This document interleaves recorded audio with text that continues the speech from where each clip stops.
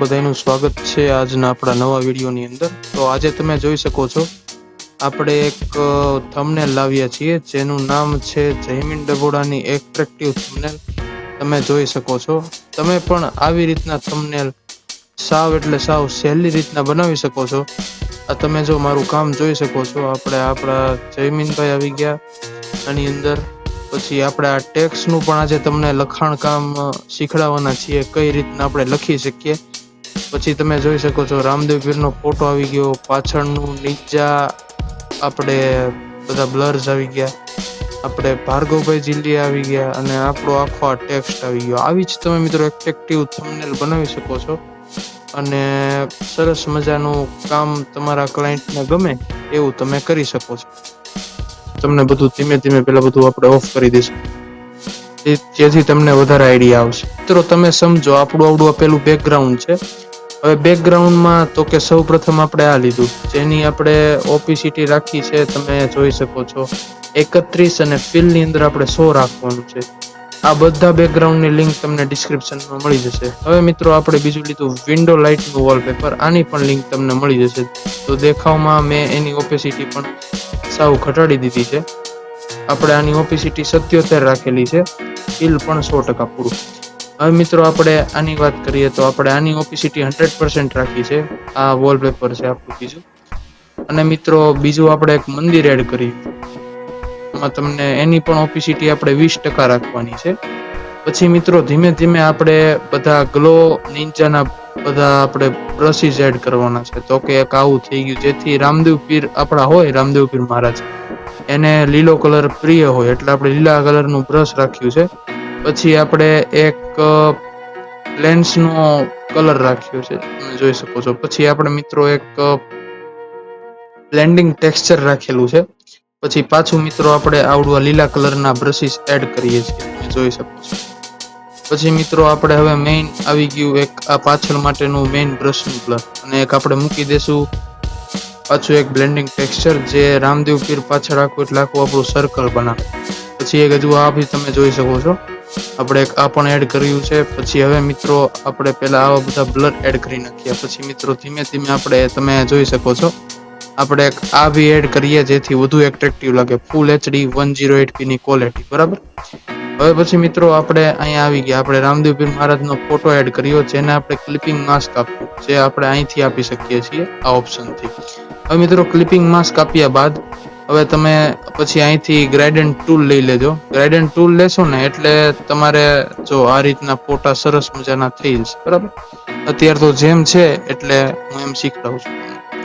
હવે મિત્રો આપણે ભાર્ગવભાઈનો ફોટો આવશે, ભાર્ગવભાઈનો।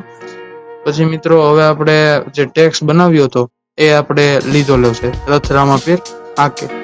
મિત્રો ટેક્સ્ટનું હમણાં તમને બતાવું એનું કામ આપણે કઈ રીતનું કર્યું છે। અને મિત્રો હવે આપણે એક આપણા જયમીનભાઈનો ફોટો લઈ લીધો છે। પછી મિત્રો આપણે ટેક્સ આપશું।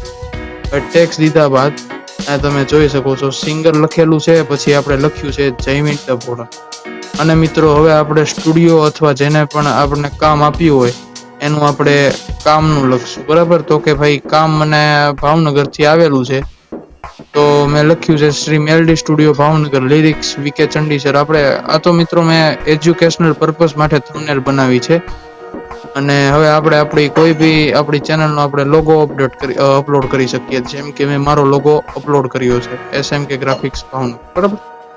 આપણી આખી હવે થંબનેલનું કામ। હવે મેઇન જે આપણે બેકગ્રાઉન્ડ મિક્સ કરીએ છીએ ને એમાં તો કે આમાં આપણે અહીંથી આ પેનલમાં નોર્મલ છે।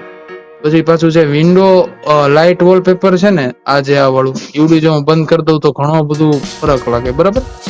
હવે આપણે વિન્ડો લાઇટ વોલપેપરની અંદર આપણે ઓવરલે જે રહ્યું ને એ આપણે સિલેક્ટ કરવાનું અને આપણે આ 3 જે આવડું આ બીજું બેકગ્રાઉન્ડ છે ને તેને આપણે મલ્ટીપ્લાયમાં એડ કરીશું। આપણે મલ્ટીપ્લાય દેશું તો વધુ સરસ લાગશે, જોઈ શકો છો। આ બધા કરતા મલ્ટીપ્લાય વધુ સારું લાગે, અથવા કલર બ્રન બી બહુ ખરાબ લાગે એટલે મલ્ટીપ્લાય વધુ સારું છે।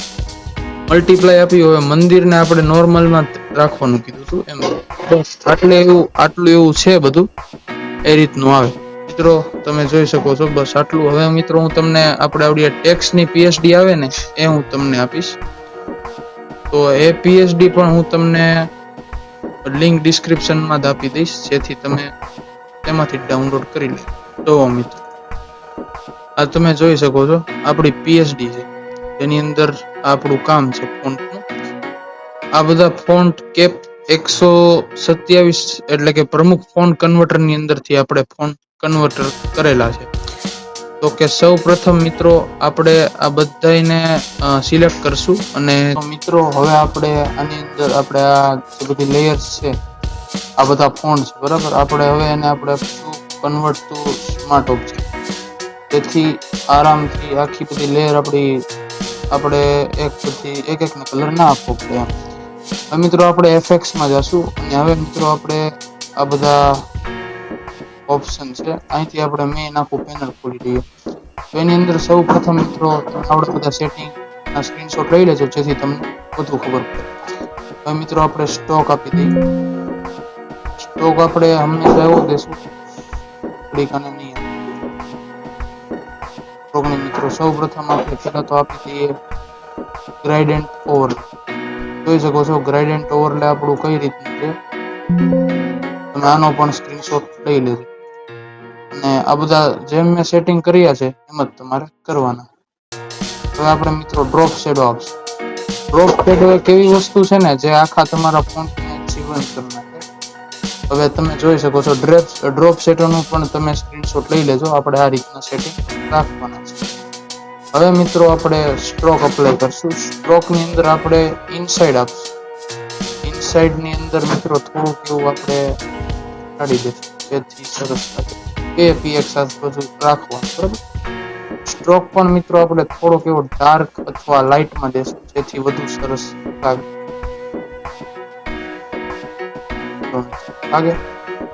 હવે આપણે ઇનર શેડો આપશું, જોઈ શકો છો.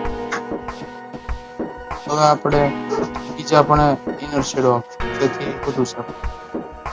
હવે મિત્રો આપણું કમ્પ્લીટ થઈ ગયું છે. આ રીતના આપણે ફોન્ટનું કામ કરશું, અને જોઈ શકો છો મિત્રો ફોન્ટની ક્વોલિટી પણ કેવી છે.